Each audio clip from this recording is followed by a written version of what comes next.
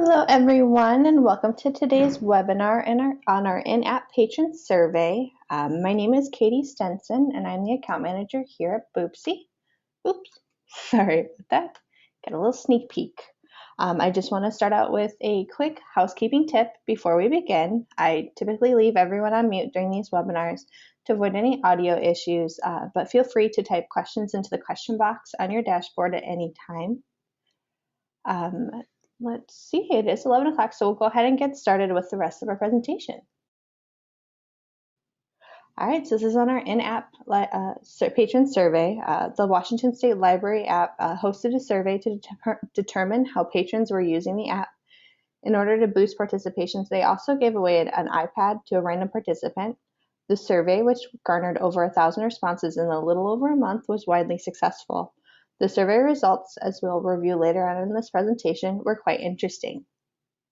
So basically, as you see, the basics of this app survey is to find out who's using your app, how are they using it, and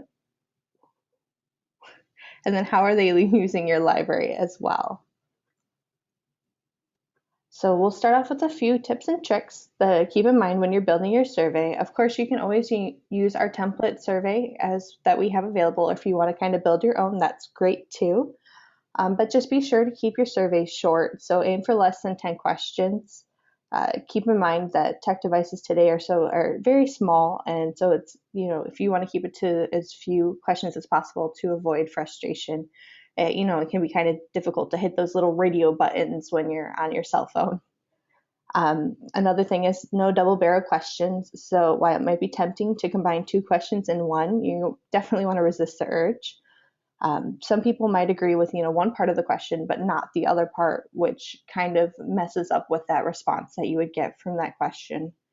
Avoid using leading language. So, here's an example of there are many people who complain that library checkout times are reasonably long.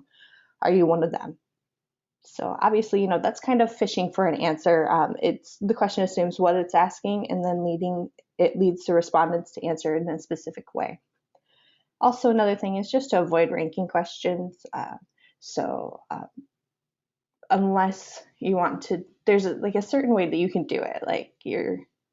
On the cell phone, it's a little harder when you're doing these surveys, but we do want to avoid the ranking questions as well. So here's a quick overview of the Washington State Library survey questions. We asked the basic demographic questions just to get an idea of who is completing the survey. We also looked at the ways the patrons are accessing library services, how often they use the app, and then how convenient they find the app to use in comparison to accessing other library services.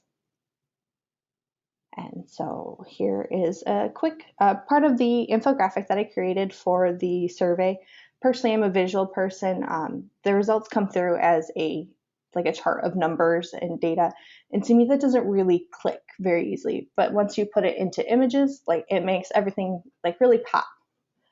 So it's not completely surprising that women are using the app more than men. According to a recent survey by Burst Media, women generally spend more time than men accessing mobile applications. So in a typical day, 74.6% of women versus 60.5% of men spend at least an hour accessing the mobile applications from their devices. The accessing your library services question was a multiple choice question where patrons were allowed to select whichever option applied to them. So as you can see, nearly 90% of patrons that use the app also visit the library in person. And then nearly 92% of the app users find that using the library app is as easy or easier than other methods of accessing their library services. So here's a quick little overview of some of our insights. As you can see, the app wasn't just for young people. We're going to flip back over here up in the upper left screen.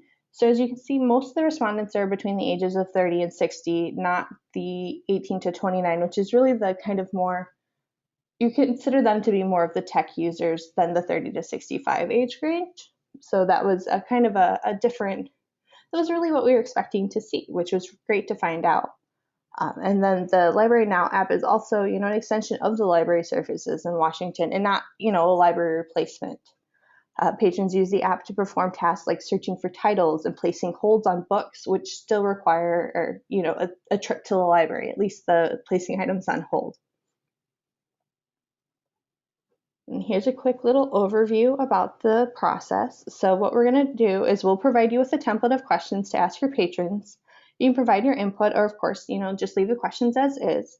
We'll add that into a SurveyMonkey account for you, and then we'll create a banner in your app that we'll leave up for a month, approximately a month, to help gather responses. At that point, we don't really have push notifications at this time, but you can put, notifications up on your social media site, around the library.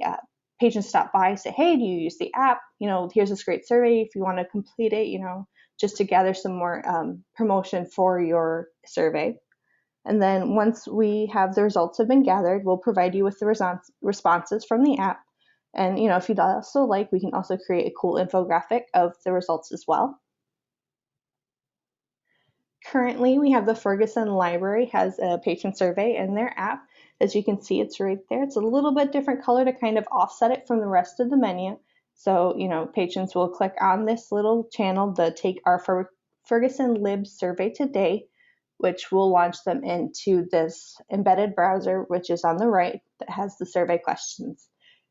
And once the patrons are done completing the survey, they'll just hit that top back arrow up in the upper left, and then they can go right back into the app to continue whatever services they were going to access. So that's kind of the overview of the patron survey. Of course, we do have some other additional upcoming webinars. We have an eBooks galore, which we're going to review the different ebook integrations in one webinar to kind of go over, what each web integration is for the specific ebook providers. It is going to be hosted on Tuesday, April 14th. Wednesday, I will be attending the Texas Library Association conference. So just to keep that in mind, it's a little different. Like all my webinars, I will record them and we'll put them up on the website afterwards as well. So if you can't attend on Tuesday, you'll definitely be able to watch a recording of the webinar as well. And then also the following webinar after that will be on our Boopsie Analytics platform and just kind of give an overview of some of the really cool findings that we've found with the service. I want to thank you again for your time, and I hope that you enjoyed today's webinar. In just a second, I'm going to check to see if we have any questions. If you don't get the chance to ask a question now, you definitely feel free to contact us at sales@boopsie.com. Or, if you want to just send me an email as well, that's great too.